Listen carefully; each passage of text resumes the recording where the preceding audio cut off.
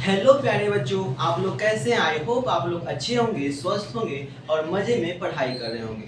तो स्वागत है आप सभी का आपके अपने चैनल स्टडी पॉइंट। तो प्यारे बच्चों, आज के इस वीडियो में हम लोग पढ़ने वाले हैं क्लास 10th प्रश्नावली 1.2 में कि अभाज्य गुणनखंड विधि द्वारा निम्नलिखित पूर्णांकों के एचसीएफ और एलसीएम ज्ञात करें। तो हमें इसमें क्या पढ़ना है कि अभाज्य गुणनखंड विधि द्वारा हमें क्या निकालना है, तो एचसीएफ निकालना है और एलसीएम निकालना है। तो क्या है, तो संख्याएं दिया गया है कितना, तो 12, 15 और 21 दिया गया है। तो हम क्या करेंगे, जितने भी संख्याएं दिया गया है 12 हो, 15 और 21 का, सभी का क्या करेंगे, गुणनखंड बारी बारी से निकालते हैं। तो सबसे पहले क्या करते हैं प्यारे बच्चों, 12 का गुणनखंड निकालते हैं। तो 12 का गुणनखंड निकालने के लिए क्या करेंगे, 12 सबसे पहले किससे कटेगा, तो 2 से कटेगा। 2 से कितने बार में कटेगा, तो 6 बार में। फिर 2 से कितने बार में 6 कटेगा, तो 3 बार में। और फिर 3 किससे कटेगा, 3 खुद से कटता है 1 बार। ठीक है, अब इसको हम लिख लेंगे, क्या लिखेंगे, तो 12 बराबर क्या लिखेंगे, 2 गुने 2 गुने कितना हो गया, 3। क्लियर। फिर आप क्या करेंगे, हम ऐसा ही क्या करते हैं, 15 का निकालते हैं गुणनखंड। कितना क्या, 15 का। ठीक है, तो 15 का किससे करेंगे, 15 किससे कटेगा, तो 3 से कटेगा। 3 से कितने बार में, तो 5 बार में कटेगा।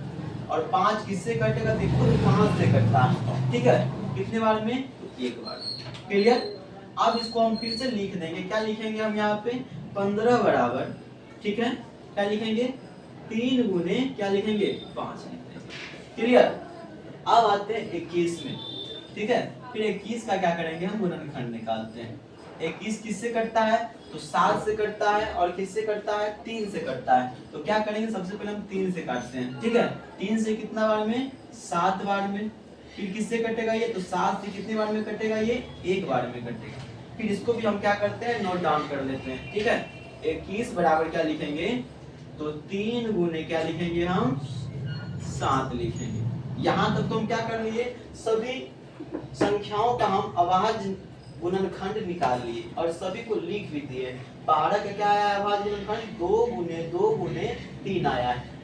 15 का कितना आया है, तो 3 गुने 5 आया। 21 का कितना आया, तो 3 गुने 7 आया। अब हमें ज्ञात क्या करना है, एचसीएफ ज्ञात करना है और एलसीएम बताना है। ठीक है ना, इन तीनों संख्याओं का एचसीएफ क्या होगा और एलसीएम क्या होगा। तो हम लिखते हैं, सबसे पहले क्या निकालते हैं हम, एचसीएफ निकालते हैं। एचसीएफ बराबर, तो प्यारे बच्चों हम एचसीएफ में क्या करेंगे कि जितने भी संख्याएं लिया रहा, चाहे वो 2 संख्या हो या 3 संख्या हो, उस संख्याओं का जो अभाज्य गुणनखंड आता है, उस अभाज्य गुणनखंड में कॉमन लेना। यानी कि 2 संख्या हो तो दोनों में से, 3 हो तो 3 में से, 4 हो तो 4 संख्याओं में से जो सभी में क्या हो, समान अंक हो। ठीक है ना, इसमें हम देखते हैं कि समान अंक कौन सा है, वो सारे संख्याओं को हम क्या कर देना, एचसीएफ में लिख देना। ठीक है, तो हम देखते हैं यहाँ पे सबसे पहले क्या करते हैं, संख्याओं को मिलाते हैं। सबसे पहले क्या है, इसमें ऊपर वाले में दिया गया है 2 है, क्या इस दूसरे संख्या में 2 है क्या, नहीं। तीसरे संख्या में भी नहीं, क्या इस संख्या को हम ले सकते हैं, नहीं लेंगे। ठीक है, अब आते हैं फिर दूसरे संख्या में फिर 2 है। हम ऑलरेडी सभी संख्याओं में मिला चुके हैं कि 2 है ही नहीं, क्या इसको भी नहीं लेंगे और इसको भी नहीं लेंगे। अब आते हैं 3 वाले में। ठीक है ना, तो 3 यहाँ क्या है, ऊपर वाले में 3 और क्या है, फिर नीचे वाले में भी।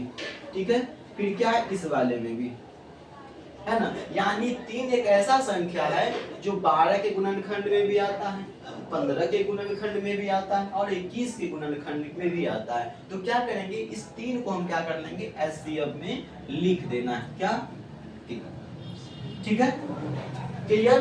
अब आते हैं फिर, अब 5 बचा 7 बचा, क्या 5 12 के गुणनखंड में आता है क्या, नहीं। 5 15 में तो है, क्या ये 21 के गुणनखंड में आया, नहीं आया। यानी इस 5 को भी हमें नहीं लेना। अब आते हैं 7 को, देखते हैं कि 7 किस और भी किसी संख्या में है या नहीं। तो 7 सिर्फ क्या 21 के गुणनखंड में है, 15 में फिर नहीं है और 12 के गुणनखंड में, यानी हम 7 को भी नहीं लेंगे। यानी एचसीएफ सिर्फ मात्र हमें कितना आया है, तो 3 आया है। ठीक है, अब आते हैं हम एलसीएम।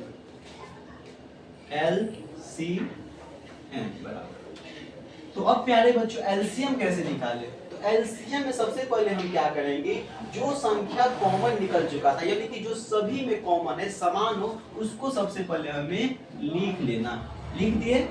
अब क्या करना है कि जितने भी संख्याएं एचसीएफ में जो बच चुका था उस संख्याओं को हमें क्या कर देना है, इसमें गुने के फॉर्म में लिख देना है, गुणनफल के फॉर्म में। तो क्या लिखे, कौन कौन संख्या बचा था, तो 2 बचा था तो लिख दो गुने 2। फिर क्या बचा था, 2 बचा था तो गुने 2, है ना। फिर क्या बचा था, तो 3 बचा था, इसको लिख दो। सॉरी क्या है, 5 बचा था, 5 लिख दिए। फिर क्या बचा था, तो 7 बचा था, फिर क्या लिख देंगे, 7। क्लियर। अब क्या करेंगे, सभी संख्याओं को आपस में गुना करके लिख देना है। कितना हो गया, 3 दूना 6, 6 दूना 12, 12 पंचे 60, और 60 को हम क्या करते हैं, गुना कर देते हैं बगल में। कितना, 60 को 7 से गुना करें, कितना होगा, 0 सत्ते 0, फिर 6 सत्ते 42, यानी कि 420 आ गया हमारा क्या, एलसीएम। क्या हो गया, 420 क्या आया, एलसीएम आया, और एचसीएफ कितना आया, तो 3 आया। तो प्यारे बच्चे, हम इस वीडियो में पढ़े हैं कि किसी भी अभाज्य गुणन सॉरी क्या किसी भी संख्या का अभाज्य गुणनखंड विधि द्वारा कैसे एलसीएम और एचसीएफ निकाला जाता है।